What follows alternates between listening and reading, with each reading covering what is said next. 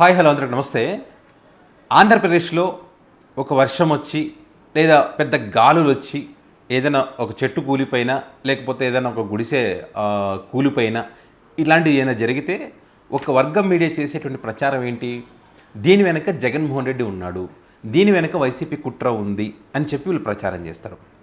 అధికార పార్టీకి సంబంధించి వాళ్ళలో వాళ్ళ గొడవపడి వాళ్ళలో వాళ్ళు చంపుకుంటే కూడా దీనికి సంబంధించి ముందుగా ప్రచారం చేసేది టీడీపీ పార్టీ అధికారంలో ఉన్నప్పటికీ కూడా వైసీపీ అరాచకాలు పెరిగిపోతున్నాయని చెప్పి దాన్ని కూడా వైసీపీ పార్టీ మీద వేసేటువంటి కార్యక్రమాలు ఇప్పుడు చేస్తూ ఉన్నారు.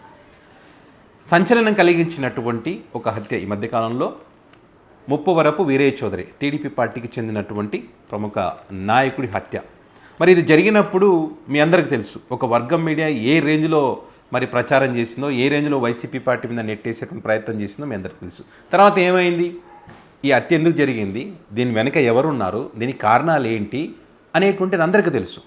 ఇక్కడ అధికార పార్టీకి చెందినటువంటి వాళ్ళు ఇక్కడ ఆధిపత్య పోరులో భాగంగా ఒకరు ఎదుగుతుంటే తమకు ఎక్కడ ఇబ్బంది అవుతుందో, తమ రాజకీయ భవిష్యత్తు ఎక్కడ దెబ్బతింటుందనే ఉద్దేశంతో వాళ్ళలో వాళ్ళే ఈ కుట్రలకు ప్లాన్ చేసి మరి చంపుకునేటువంటి పరిస్థితి వచ్చింది.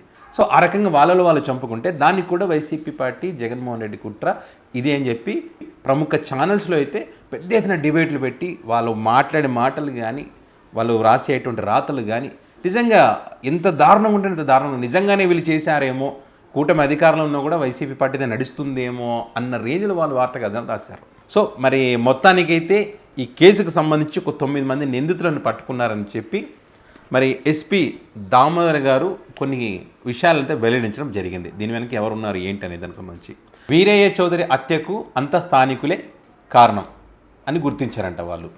గ్రామంలో జరిగిన ఆధిపత్య పోరులో భాగంగా ఈ హత్య జరిగింది. ఆళ్ళ సాంబయ్య అనేటువంటి వ్యక్తి హత్యకు పథక రచన చేశారని వీళ్ళు గుర్తించారంట. వీరయ్యతో ఆళ్ళ సాంబయ్యకు గొడవలు ఉన్నాయంట. 2021లో జరిగినటువంటి పంచాయతీ ఎన్నికల్లో ఆళ్ళ సాంబయ్యకు వీరయ్య చౌదరికి మధ్య రాజకీయం ఆధిపత్య పోరు పీక్ స్థాయికి వెళ్ళిపోయిందంట. వినోద్ అనే వ్యక్తికి క్రిమినల్ నేచర్ ఉన్న వ్యక్తులతో పరిచయాలు ఉన్నాయంట.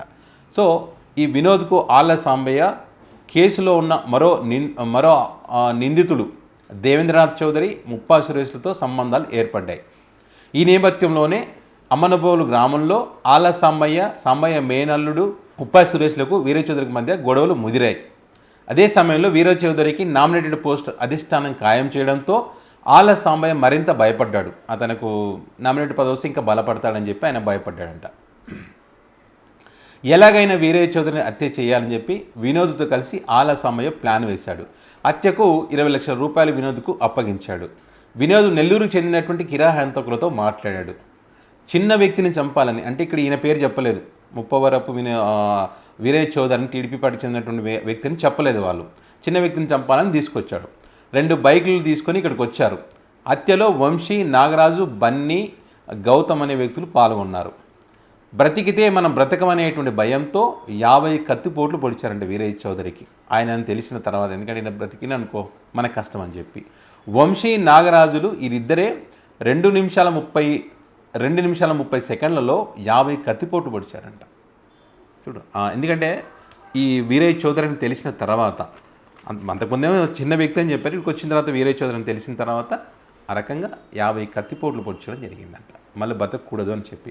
సో ఈ రకంగా ఎస్పీ దామోదర్ గారు దానికి సంబంధించిన వివరాలు వెల్లడించడం జరిగింది. సో ఈ కేసుకు సంబంధించి ఒక లాకప్ డెత్ కూడా జరిగిందనేటువంటి వార్తలు మనం చూసాం. ఓవరాల్గా ఒక 50 మందిని విచారణ చేశారు. విచారించిన తర్వాత ఒక 15 మందికి సంబంధించి ఏదో వీళ్ళే అని గుర్తించారని చెప్పి మళ్ళీ 9 మంది నిందితులనే ఇప్పుడు మరి మీడియా ముందు మరి ఎస్పీ గారు ప్రవేశపెట్టడం జరిగింది. వాటికి సంబంధించిన వివరాలు కూడా చెప్పడం జరిగింది. సో ఈ రకంగా అదే పార్టీలో ఉన్నటువంటి వాళ్ళు, అంటే అధికార పార్టీకి చెందినటువంటి వాళ్ళు వాళ్ళలో వాళ్లకు సరిపోక వాళ్ళు ఎదుగుతున్నటువంటి తీరు తమ రాజకీయ భవిష్యత్తుకు ఇబ్బంది అవుతున్న ఉద్దేశంతో వీరయ్య చౌదరిని చంపాలనేటువంటి ఒక ప్లాన్ వేసుకోవడం జరిగింది. సో ఇక్కడ వైసీపీ పార్టీకి ఏం సంబంధం ఉంది? లేదు. అయినా కూడా మరి పెద్ద ఎత్తున వైసీపీ జగన్మోహన్ రెడ్డి అని చెప్పి ప్రచారం చేశారు. మరి ఇప్పుడు ఫేక్ ప్రచారం చేసి ప్రజలను తప్పుదో పట్టించి అబద్ధాలు చెప్పినటువంటి వీళ్ళు మరి ఇప్పుడు తలకాయ ఎక్కడ పెట్టుకుంటారు? వీళ్ళు మరి వాళ్ళే చెప్పాలి. కనీసం నిజం చెప్పకపోయినా పర్వాలేదు, అబద్ధాలు చెప్పకుండా ఉంటే చాలు. ఆ పని వీళ్ళు చేస్తారా? చెయ్యరు. వీళ్ళకి పొద్దున్న లేస్తే రాత్రి పడుకునేంత వరకు 24 గంటలు వాళ్ళకి కావాల్సింది ఏంటంటే అబద్ధాలు చెప్పడమే. ఇదే వాళ్ళు చేస్తున్నటువంటి జర్నలిజం.